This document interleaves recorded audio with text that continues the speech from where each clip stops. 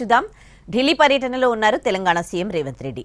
CM వెంట మంత్రి ఉత్తమ్ కుమార్ రెడ్డి కూడా ఉన్నారు. ఇవాళ మధ్యాహ్నం తెలంగాణ కాంగ్రెస్ ఎంపీలతో సమావేశమవుతారు సీఎం రేవంత్. రాష్ట్రానికి సంబంధించి పార్లమెంట్లో లేవనెత్తాల్సిన అంశాలపై కాంగ్రెస్ ఎంపీలకు దిశానిర్దేశం చేస్తారు. రాష్ట్ర ప్రయోజనాల కోసం ఎన్నిసార్లైనా ఢిల్లీ వెళ్తానని చెప్పారు సీఎం రేవంత్.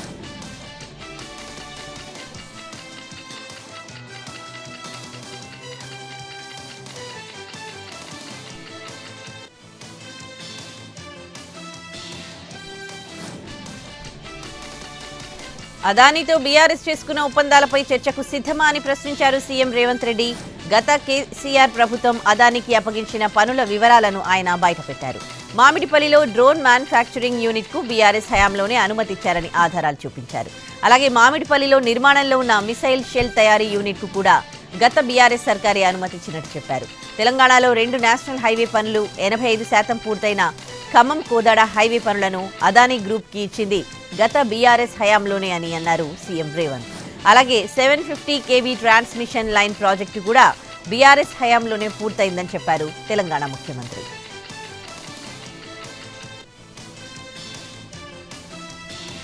జార్ఖండ్ లో కేబినెట్ లో ఎంతమంది కాంగ్రెస్ మంత్రులు ఉంటారన్నది అధిష్టానం నిర్ణయిస్తుందన్నారు ఆ రాష్ట్రానికి ఎన్నికల పరిశీలకుడిగా వెళ్లిన తెలంగాణ డిప్యూటీ సీఎం భట్టి విక్రమార్క. రాష్ట్ర నేతలతో మాట్లాడి తాము నివేదిక పార్టీ అధిష్టానానికి అందజేశామని చెప్పారు. ప్రభుత్వ ఏర్పాటు, మంత్రి పదవులపై పార్టీ అధిష్టానం నిర్ణయం తీసుకుంటుందన్నారు. చొరబాట్లను అరికట్టడంలో కేంద్ర ప్రభుత్వం విఫలమైందని, ఈ విషయంలో కేంద్రం దేశ ప్రజలకు క్షమాపణ చెప్పాలని అన్నారు భట్టి విక్రమార్క.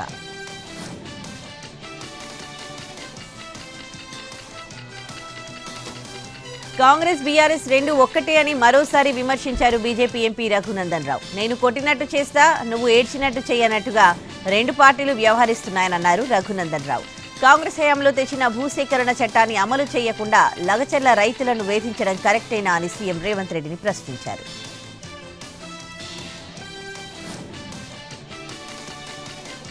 ఆంధ్రప్రదేశ్ రాజధాని అమరావతినని పార్లమెంట్లో కేంద్రం చెప్పిందన్నారు మున్సిపల్ శాఖ మంత్రి నారాయణ. అధికారికంగా గెజిట్ అవసరం అనుకుంటే దాన్ని కూడా తెప్పిస్తామన్నారు.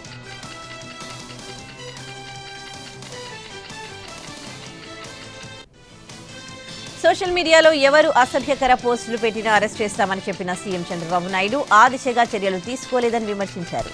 అంబటి రాంబాబు కేవలం వైసీపీ కార్యకర్తలను అరెస్ట్ చేయడమే కాకుండా వాళ్లు బయటకు రాకుండా ఆర్గనైజ్ గా పనిచేస్తున్నారని మండిపడ్డారు. టీడీపీ నేతలు, కార్యకర్తలు మాపై పెడుతున్న అసభ్యకర పోస్టులను ఆధారాలతో సహా పోలీస్ స్టేషన్లో ఇస్తున్నామని, మరి వారిపై చర్యలు ఎందుకు తీసుకోవడం లేదని ప్రశ్నించారు.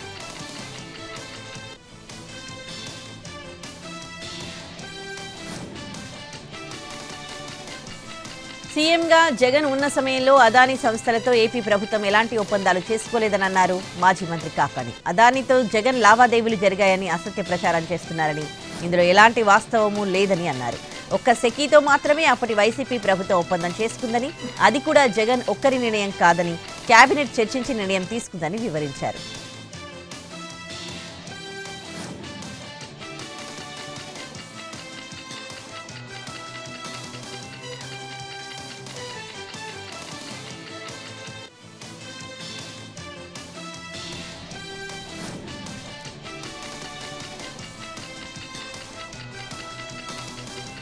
విశాఖ స్టీల్ ప్లాంట్ను ఎట్టి పరిస్థితుల్లో ప్రైవేటీకరించేది లేదని విశాఖ నార్త్ ఎమ్మెల్యే విష్ణుకుమార్ రాజు స్పష్టం చేశారు.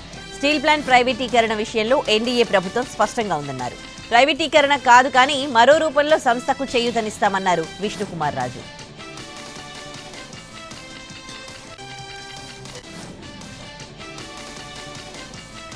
సెకీతో ఒప్పందం చేసుకున్న జగన్ ఇప్పుడు తనకు అదానితో సంబంధం లేదంటే కుదరదని అన్నారు సిపిఎం పోలిట్ బ్యూరో సభ్యులు బీవీ రాఘవులు.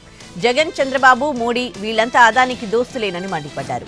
విద్యుత్ కొనుగోలు ఒప్పందాల విషయంలో చంద్రబాబు, పవన్ కళ్యాణ్ మౌనవ్రతం వీడాలని అన్నారు. సెకీతో ఒప్పందాలను కూటమి ప్రభుత్వం తక్షణమే రద్దు చేసుకోవాలని డిమాండ్ చేశారు.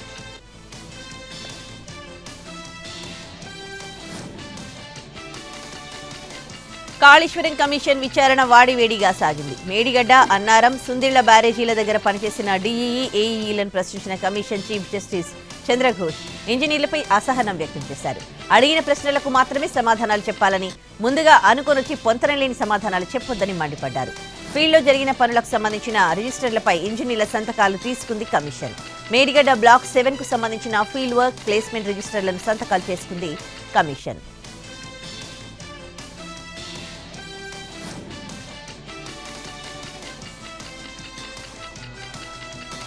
విశాఖ కేంద్రంగా దక్షిణ కోస్తా రైల్వే జోన్ కళ ఎట్టకేలకు నెరవేరుతోంది. జోనల్ మేనేజర్ కార్యాలయ నిర్మాణం కోసం కేటాయించిన భూములపై ప్రతిష్టంభన తొలగడంతో టెండర్ల ప్రక్రియ ప్రారంభమైంది. 11 అంతస్తుల్లో యూనిక్ డిజైన్తో భారీ భవనాల నిర్మాణం జరగనుంది. ఈ నెల 29న ప్రధాని చేతుల మీదుగా శంకుస్థాపన ఉంటుందని ప్రచారం జరుగుతున్నప్పటికీ రైల్వే శాఖ ప్రతిపాదించిన షెడ్యూల్లో ఈ ప్రాజెక్టు లేదని సమాచారం. టెండర్ల ప్రక్రియ తర్వాత ముహూర్తం ఖరారు చేసే అవకాశం ఉంది. జోన్ నిర్మాణం కోసం ముడసర్లోవా దగ్గర రాష్ట్ర ప్రభుత్వం 52 ఎకరాలను కేటాయించింది.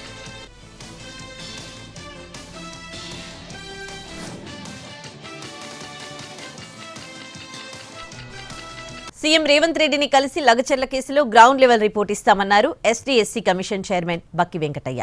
వారిని విడుదల చేయాలని సీఎంని కోరుతామన్నారు. లగచర్ల రుటిబండ తండాలో ఎస్సీ ఎస్టీ కమిషన్ బృందం పర్యటించింది. లగచర్ల ఘటన జరిగి 10 రోజులు దాటినా ఇప్పటికీ గ్రామస్తులు భయాందోళనలోనే ఉన్నారన్నారు. కలెక్టరేట్పై దాడి ఘటన దురదృష్టకరమని, కానీ దాన్ని సాకుగా చూపించి అమాయకులను జైల్లో పెట్టారన్నారు. లగచర్ల ఘటనలో పోలీసులు కర్కశంగా వ్యవహరించారని చెప్పారు. జైల్లో ఉన్న వారిని వెంటనే విడుదల చేయాలని జిల్లా ఎస్పీకి ఆదేశాలు ఇచ్చామన్నారు.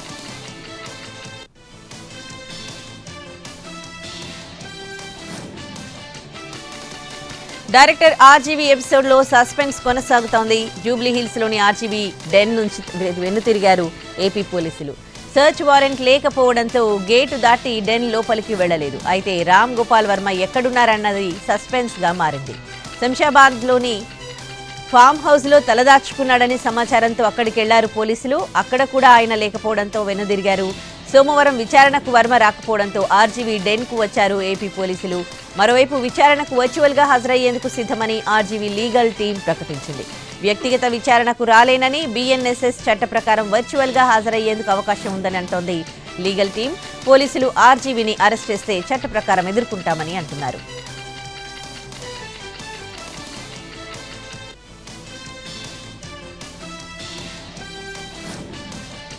తిరుమల శ్రీవారి లడ్డూ ప్రసాదంలో కల్తీని ఈ వివాదంపై సిట్ విచారణ కొనసాగుతోంది. తిరుపతి భూదేవి కాంప్లెక్స్ లో డీఎస్పీ, సీఐలు సహా ఇతర అధికారులు సీబీఐ ఎస్పీ మురళీ రాంబాతో సమావేశమయ్యారు. సిట్ బృందం డీఎస్పీల స్థాయిలో 4 బృందాలుగా ఏర్పడి దర్యాప్తు చేస్తున్నారు. తమిళనాడు దిండిగల్ ఏఆర్ డైరీలో తనిఖీలు చేసి ఇప్పటికే వివరాలు సేకరించారు. నెయ్యి టెండర్ల దస్త్రాలపై ఆరా తీశారు. వైష్ణవి ఏఆర్ డైరీల నుంచి కీలక పత్రాలు స్వాధీనం చేసుకున్నారు. ఏఆర్ డైరీలో మొత్తం 11 గంటల పాటు సోదాలు జరిగాయి.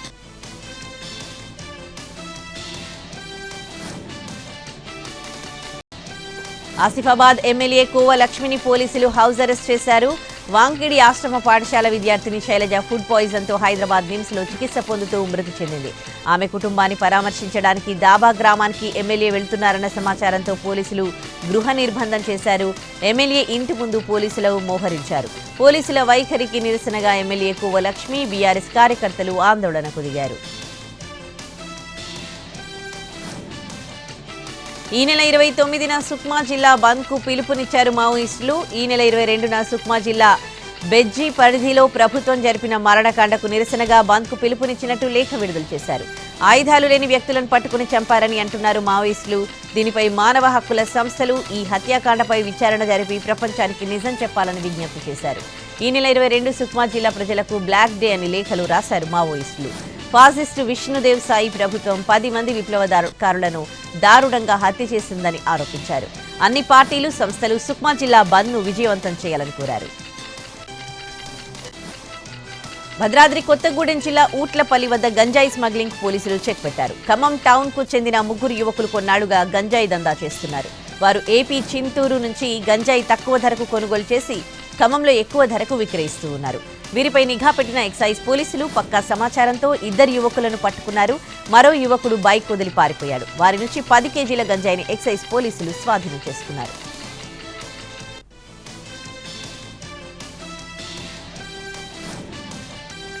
జోగులాంబ జిల్లా గద్వాల్లోని మణప్పురం గోల్డ్ ఆఫీసులో అగ్ని ప్రమాదం జరిగింది. మంటలు భారీగా ఎగిసిపడ్డాయి. ఆఫీస్ మొత్తం మంటలు చెలరేగాయి. కొన్ని గంటల పాటు శ్రమించి మంటలు అదుపు చేశారు ఫైర్ సిబ్బంది.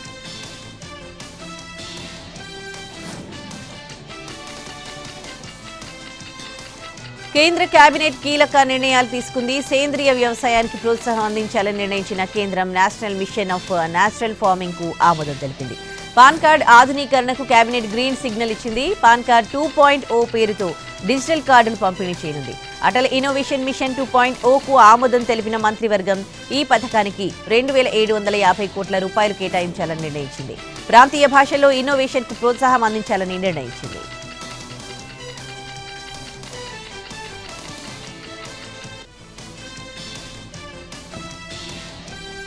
భారత రాజ్యాంగం అమలు చేసి 75 ఏళ్ల ఉత్సవం జరుపుకుంటోన్న నేపథ్యంలో సభలో మాట్లాడాలని రాజ్యసభ చైర్మన్ జగదీప్ ధన్కర్ విపక్ష నేత మల్లికార్జున ఖర్గేకి అవకాశం ఇచ్చారు.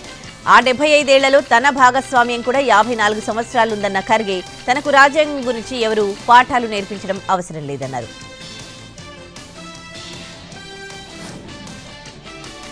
పార్లమెంట్లో కొన్ని పార్టీలు ప్రజా సమస్యలు చర్చించడం లేదని ప్రధాని మోడీ అన్నారు. ఆ పార్టీ సభ్యులకు కనీసం ప్రజాస్వామ్యం గురించి కూడా అర్థం కావడం లేదని విమర్శించారు.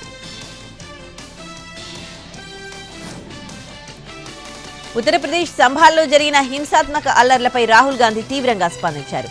అధికారంలో ఉన్న బీజేపీపై తీవ్ర స్థాయిలో మండిపడ్డారు. ప్రజలు అధికారం ఇచ్చింది చీలికలు సృష్టించడానికేనా అని ప్రశ్నించారు. ఢిల్లీ వాయు కాలుష్యంపై సుప్రీంకోర్టులో విచారణ జరిగింది. ఢిల్లీలో ఆంక్షలు సడలించేందుకు నిరాకరించింది సుప్రీంకోర్టు. గాలి నాణ్యత మెరుగుపడే వరకు ఆదేశాలు జారీ చేయలేమని స్పష్టం చేసింది. ఏపీకి భారీ వర్ష హెచ్చరిక చేసింది విశాఖ వాతావరణ కేంద్రం. దక్షిణ బంగాళాఖాతంలో ఏర్పడ్డ అల్పపీడనం వాయుగుండంగా మారింది.